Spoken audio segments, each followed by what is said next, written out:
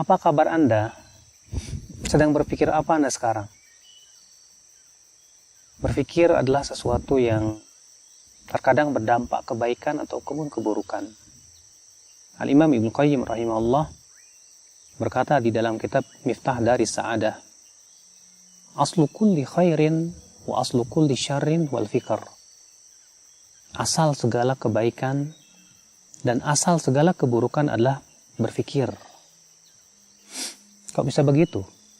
Ya, kalau kita pikir-pikir memang betul. Sebab ketika seseorang berpikir sesuatu, biasanya akan merubah suasana hati.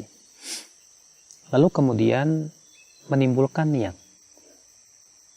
Sebuah contoh misalnya. Kalau ada seorang laki-laki melihat wanita cantik, kemudian ia berpikir dan memikirkan wanita tersebut. Akhirnya apa? Akan menimbulkan niat ingin mendekati wanita tersebut, ingin memiliki wanita tersebut. Seorang istri ketika melihat kesalahan atau kekurangan suaminya, lalu ia memikirkan kekurangan demi kekurangan itu, akhirnya suasana hatinya akan berubah. Lalu kemudian berkurang rasa cintanya mungkin kepada suaminya. Seseorang yang berpikir tentang dahsyatnya kehidupan akhirat, lalu ia memikirkan bagaimana beratnya siksa api neraka dan indahnya surga, maka suasana hatinya akan berubah. Dia akan menimbulkan niat untuk berbuat kebaikan dan menjauhi keburukan. Seseorang ketika berpikir tentang sesuatu selalu akan merubah keadaan suasana hatinya, sehingga itu akan menimbulkan niat, dan niat adalah merupakan awal dari perbuatan. Ikhwatul Islam azani Allah wa iyyakum. Islam menganjurkan kita untuk selalu berpikir yang positif, terutama memikirkan sesuatu yang bisa menambah keimanan kita. Allah Ta'ala berfirman, alladzina yadhkuruna Allah qiyaman wa qu'udan wa ala junubihim, yaitu orang-orang yang senantiasa berzikir kepada Allah, mengingat Allah ketika ia berdiri, ketika ia duduk, ketika ia berbaring, wa yatafakkaruna fi khalqis samawati wal ard, dan ia memikirkan tentang penciptaan langit dan bumi. Ia berpikir tentang penciptaan dirinya. Ia berpikir tentang waktu-waktunya. Maka ketika seseorang berpikir dan pikiran tersebut sesuatu yang bermanfaat untuknya, maka itu akan menimbulkan suasana hati yang berbeda. Lalu kemudian mendatangkan niat. Niat itu kemudian tergantung dengan pemikirannya. Akhal Islam azani Allah wa iyyakum. Allah Subhanahu wa Ta'ala seringkali mengajak kita berpikir mengenai hakikat tentang kehidupan ini. Seperti Allah Ta'ala berfirman mengajak kita berpikir, am khuliqu min ghairi syai'in am humul khaliqun am khalaqus samawati wal arda bal la yuqinun. Apakah mereka diciptakan dengan tanpa sesuatu? Ataukah mereka yang menciptakan dirinya sendiri? Ataukah mereka yang telah menciptakan langit dan bumi dan mereka tidak akan yakin itu? Subhanallah ya akhi, di sini Allah mengajak kita berpikir tentang siapa hakikat pencipta. Allah mengatakan am khuliqu min ghairi syai'in am humul khaliqun. Apakah mereka diciptakan dengan tanpa sesuatu? Artinya mungkinkah mereka ada dengan sendirinya? Am humul khaliqun, ataukah mereka yang menciptakan dirinya? Dan kedua-duanya tidak mungkin itu. Pastilah ada yang menciptakan, yaitu Allah Subhanahu wa Ta'ala. Makanya Jubair bin Mut'im berkata, ketika aku mendengarkan ayat ini, kada qalbi an yatir, hampir-hampir hatiku terbang mendengarnya. Coba di dalam Al-Quran seringkali Allah Subhanahu wa Ta'ala mengajak kita berpikir.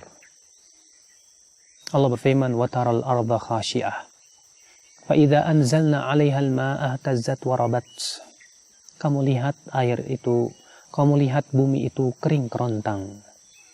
Maka apabila kami turunkan air, ternyata kemudian bumi itu menjadi hijau. Innalladzi ahyaha lamuhyil mauta. Sesungguhnya yang telah menghidupkan tanah yang telah mati itu, dialah yang menghidupkan orang yang telah mati, orang yang telah meninggal. Di sini Allah mengajak kita berpikir tentang hakikat daripada kehidupan. Kalau Allah mampu untuk menghidupkan tanah yang kering kerontang, maka Allah pun mampu untuk menghidupkan yang telah mati menjadi tulang belulang kemudian hidup kembali. Berpikir yang positif memberikan dampak yang sangat baik dalam kehidupan. Ketika seseorang berpikir bagaimana menggunakan waktu-waktunya untuk yang lebih bermanfaat, lalu ia memikirkan tentang kerugian yang sangat dahsyat ketika ia menyia-nyiakan waktunya, maka akan menimbulkan niat dan keinginan bagaimana untuk mempergunakan waktu itu semaksimal mungkin dalam ketaatan kepada Allah atau mendapatkan pahala. Tapi ketika seseorang disibukkan dengan memikirkan syahwat, maka akan tumbuh atau timbul niat untuk melakukan sesuatu yang dilarang oleh Allah Subhanahu wa taala. Oleh karena itu ya akhi azani Allah wa iyyakum, siapa yang bisa menjaga pikirannya, maka ia akan bisa menjaga hatinya.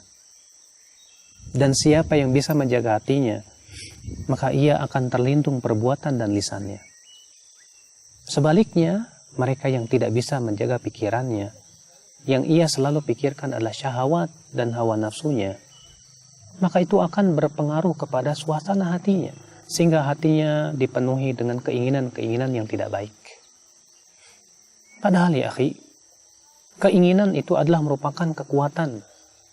Ya, ketika seseorang menginginkan kebaikan, maka itu adalah kebaikan buat dirinya. Dan itu asalnya adalah dari pemikiran ya akhwal Islam azani Allah wa iyyakum. Oleh karena itu ya akhwal Islam azani Allah wa iyyakum, mari kita berpikir tentang hal-hal yang positif, tentang diri kita, tentang agama kita, tentang kehidupan kita, tentang masa depan kita di akhirat. Ya, ikhwatal Islam azani Allah wa iyyakum. Allah menciptakan hati untuk berpikir, menciptakan mata dan telinga juga untuk menggunakan hal tersebut berpikir. Ketika mata kita gunakan untuk berpikir, hati kita gunakan untuk berpikir, ya kemudian kita cerna dengan akal sehat kita, saya yakin itu akan memberikan dampak yang sangat luar biasa dalam kehidupan. Oleh karena itulah Islam turun untuk orang-orang yang berpikir.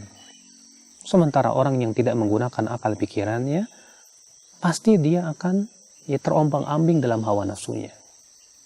Lihat saja, ya orang-orang yang disebutkan oleh Allah bahwa mereka lebih buruk daripada binatang ternak.